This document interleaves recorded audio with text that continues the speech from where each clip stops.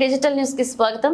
రాబోయే లోక్సభ ఎన్నికల్లో నరేంద్ర మోదీని ఓడించి గద్దెదించి ఇండియా అలయన్స్ ప్రభుత్వం గద్దెనెక్కనుందని ఆమ్ ఆద్మీ పార్టీ రాష్ట్ర కార్యదర్శి దిడ్డి సుధాకర్ అన్నారు. అరవింద్ కేజ్రీవాల్ అరెస్టుకు నిరసనగా దేశవ్యాప్తంగా నిరాహార దీక్ష చేస్తున్న తరుణంలో హైదరాబాద్ ఇందిరా పార్క్ వద్ద ఆమ్ ఆద్మీ పార్టీ ఆధ్వర్యంలో నిరాహార దీక్ష చేపట్టారు. ఈ కార్యక్రమానికి ముఖ్య అతిథిగా ఎమ్మెల్సీ బల్మూరి వెంకట్ విచ్చేశారు. ఈ సందర్భంగా దిడ్డి సుధాకర్ మాట్లాడుతూ అరవింద ఫార్మాస్ ఎర్రచంద్రారెడ్డి బీజేపీకి 50 కోట్ల రూపాయలను అందజేశారని అన్నారు.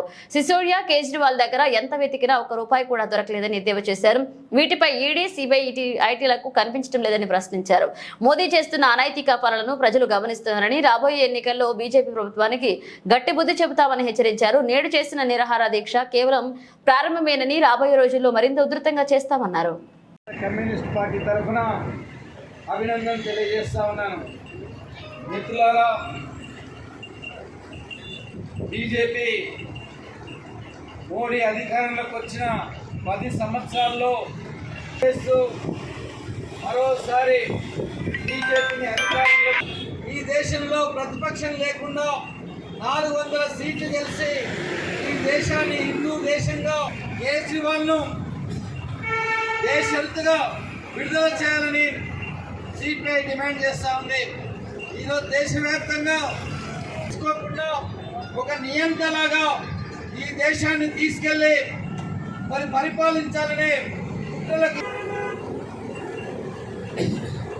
రాజస్థాన్ కానీ ఉత్తరప్రదేశ్ కానీ అనేక ఉత్తరాది మన సౌత్ తప్పకుండా అన్న ఇండియా కూటమి రానున్న రోజుల్లో ప్రభుత్వాన్ని ఏర్పాటు చేస్తుంది. తప్పకుండా ఈ నరేంద్ర మోడీ చేస్తున్న అరాచకాలన్నింటినీ కూడా ఎండగట్టడానికి వీళ్ళందరూ కూడా కంకణబద్దులై ఉన్నారు. లాస్ట్ టైం జరిగిన గారు, రాహుల్ గాంధీ గారు, ప్రియాంక గాంధీ గారు, అలాగే ఇండియా కూటమి ఐక్యత, ఇండియా కూటమి ఐక్యత, ఇండియా కూటమి ఐక్యత, ఇండియా కూటమి ఐక్యత. अरविंद जी संघर्ष करो, अरविंद जी संघर्ष करो, अरविंद जी संघर्ष करो, मोदी हटाओ, मोदी हटाओ, मोदी हटाओ, मोदी तेरी तानाशाही नहीं चलेगी, नहीं चलेगी, मोदी तेरी तानाशाही नहीं चलेगी, नहीं चलेगी, मोदी तेरी तानाशाही नहीं चलेगी, नहीं चलेगी. Thank you.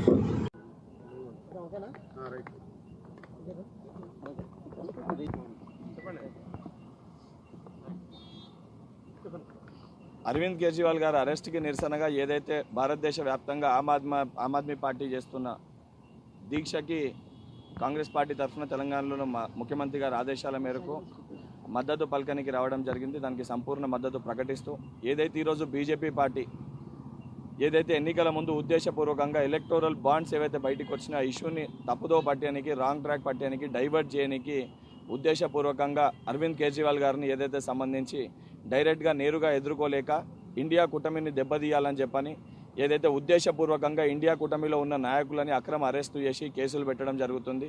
ఎన్ని అరాచక పాలన చేసినా ఏ రకంగా మీ సంస్థను ఏదైతే ఈడీ కానీ, ఇన్కమ్ ట్యాక్స్ కానీ, ఎలక్షన్ కమిషన్ని కానీ వారి యొక్క స్వార్థం కోసం బీజేపీ పార్టీ వాడుకున్నా కానీ 100% రాబోయే ఎన్నికల్లో ప్రజలు ఇవన్నిటినీ గమనిస్తున్నారు. ప్రజలు 100% ఏదైతే ప్రజాస్వామ్యం ఉండాలి, ఏ రకంగా అయితే తెలంగాణలో ప్రజలు కోరుకునే విధంగా పరిపాలన అందిస్తున్నారో, ఏదైతే భారతదేశంలో కూడా ఇండియా కూటమి ప్రజల అభిప్రాయం మేరకు ప్రజల శ్రేయస్సు కోసం పాలన జరగాలని చెప్పని తప్పనిసరిగా జరగబోయే పార్లమెంట్ ఎలక్షన్స్లో తెలంగాణకి వెళ్ళే పునాది పలుకుతుంది. 14 పైన స్థానాలు తెలంగాణలో ఇక్కడ కాంగ్రెస్ పార్టీ గెలుస్తుంది. భారతదేశంలో కూడా ఇండియా కూటమి ప్రభుత్వం అధికారంలోకి వస్తుంది.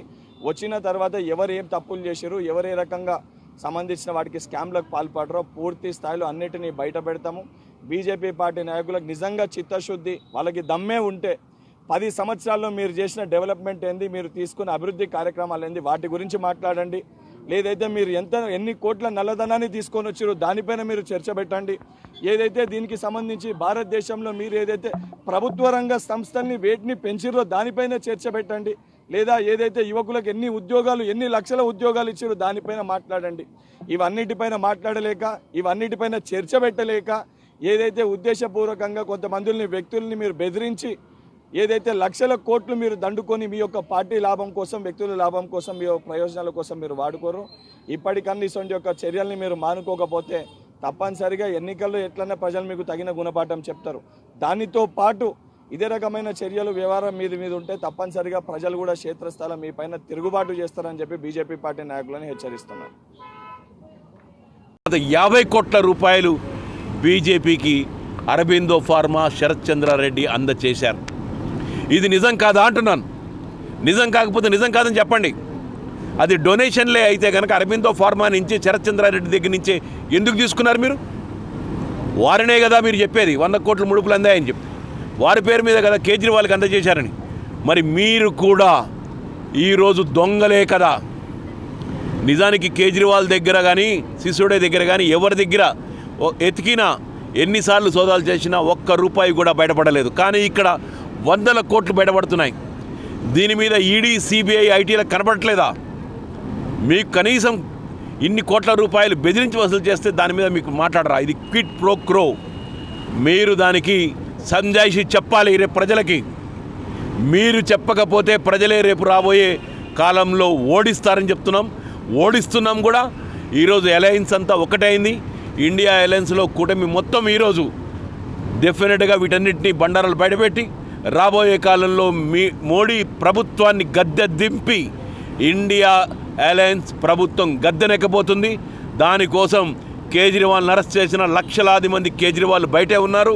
కేజ్రీవాల్ ఆలోచనలు మీరు చేయలేరు. మేమంతా ఉన్నాం. రేపు మోడీని గద్దె దింపడానికి ఈరోజు సమర శంఖం పూరిస్తున్నామని చెప్పి తెలియజేస్తున్నాను.